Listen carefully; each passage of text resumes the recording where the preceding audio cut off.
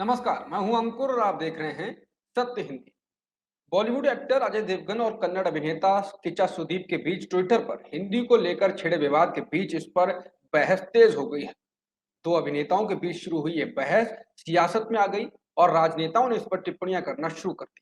यहाँ तक कि बीजेपी के मुख्यमंत्री ने भी हिंदी को राष्ट्रभाषा बताने वाले अजय देवगन का समर्थन नहीं किया और किच्चा के समर्थन में दिखे। तो आइए पहले ये जान लेते हैं कि विवाद शुरू कैसे हुआ।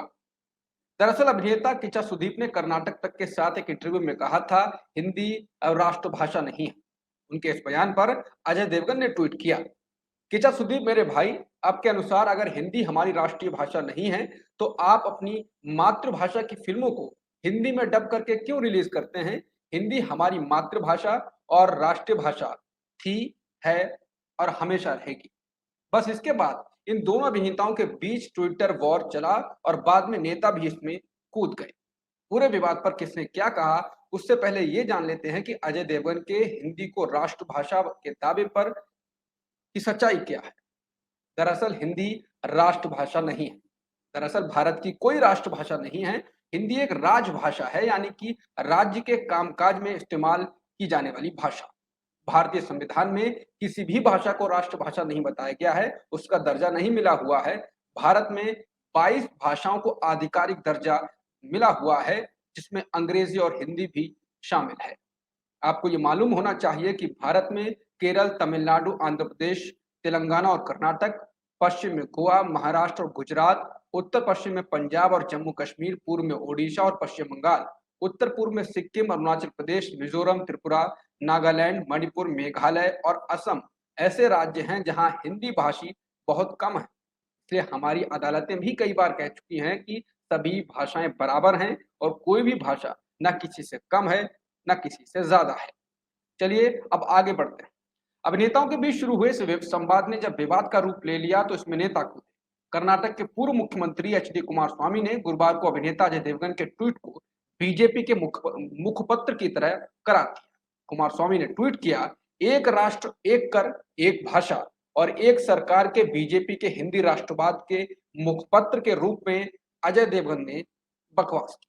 कुमारस्वामी की यह टिप्पणी अजय देवगन द्वारा हिंदी में ट्वीट किए जाने के एक दिन बाद आई।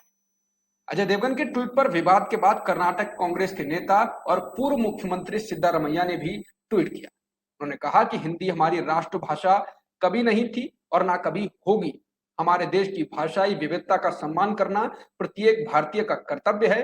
प्रत्येक भाषा का अपना समृद्ध इतिहास है जिस पर लोगों को गर्व है। मुझे कन्नड़ होने पर गर्व है। साक्षात्कार में किच्चा सुदीप का समर्थन करते हुए एचडी कुमारस्वामी ने ट्वीट किया, अभिनेता किच्चा सुदीप का यह कहना कि हिंदी एक राष्ट्रभाषा नहीं है सही है। उनके बयान में गलती खोजने की कोई जरूरत नहीं है।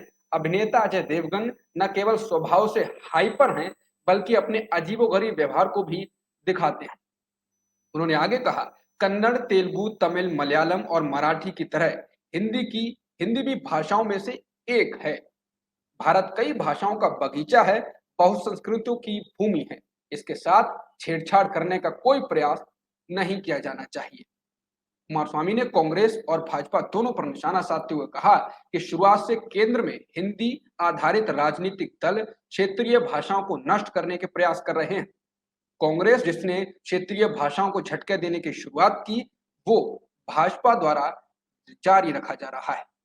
बता दें कि कल दोनों अभिनेताओं के बीच ट्विटर पर एक दूसरे में संवाद हुआ, लेकिन दोनों बाद में अनुवाद में गलत अर्थ निकलने को दोष देकर आगे बढ़ते दिखे और विवाद को शांत करने के प्रयास में दिखे। अजय देवगन ने ट्वीट किया, किच्चा सुदीप, आप एक दोस्त हैं, गलतफहमी दूर करने के लिए धन्यवाद। मैंने हमेशा फिल्म उद्योग को एक माना है।